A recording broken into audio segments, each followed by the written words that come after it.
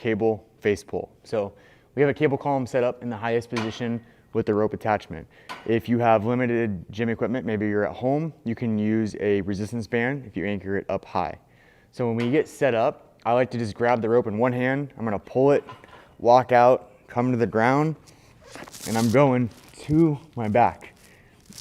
From here, I like to be set up with my knees bent, so it's a little bit easier for me to prevent compensation in my low back.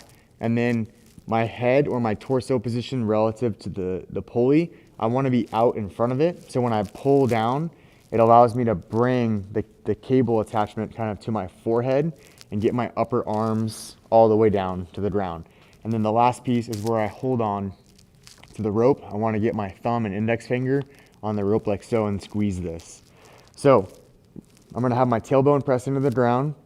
My low back is slightly arched, so my low back is actually not on the ground. And then my entire upper back and the back of my head is going to stay on the ground. So when I retract or I squeeze my shoulder blades back, I'm going to bring my upper arm to the ground. I'm going to pause, feel that recruitment, come back out of it.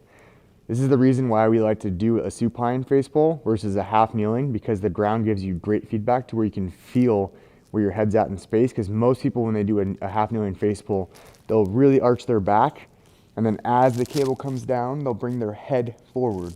So the ground is a great way for you to be able to feel if you're staying in the correct posture. Good, just being mindful that you're not overarching your back when you get down in that bottom position.